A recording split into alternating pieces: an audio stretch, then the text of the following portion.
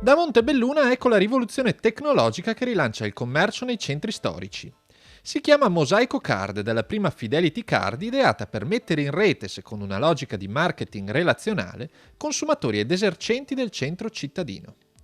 Uno strumento innovativo, comodo, utilizzabile in tutte le categorie merceologiche, adottato dall'associazione pubblico-privata Il Mosaico per valorizzare l'esperienza dello shopping nelle piazze cittadine, in contrapposizione alle piazze artificiali della grande distribuzione. Nasce dalla volontà di offrire ai nostri clienti, ma anche ai nostri associati, cioè ai nostri colleghi commercianti, l'opportunità commerciale, cioè non solo iniziative di piazza come finora stiamo facendo, abbiamo fatto molto bene, ma anche qualcosa di concreto dal punto di vista commerciale, fidelizzare i clienti, che è la cosa ovviamente che più ci sta a cuore. Fare in modo che i clienti siano soddisfatti e ritornino nei negozi dei centri storici. Già distribuita a circa 1500 consumatori che frequentano le 24 attività del centro montebellunese, la Mosaico Card funziona come una ricaricabile, caricata ad ogni acquisto con punti variabili a seconda della tipologia di acquisto, con il tablet dell'esercente.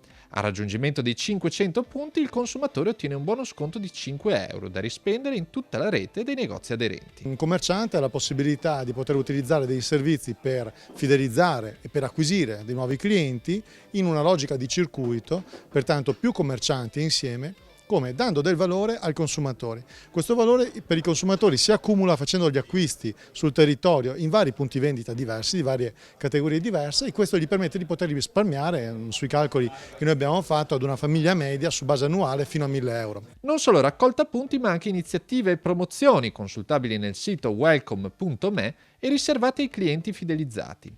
Un sistema unico nel Veneto che crea un circuito virtuoso in grado di alimentare l'economia del centro commerciale naturale e rilanciare i consumi di residenti e turisti. Il progetto dei commercianti, appunto del Mosaico, è unico nel Veneto.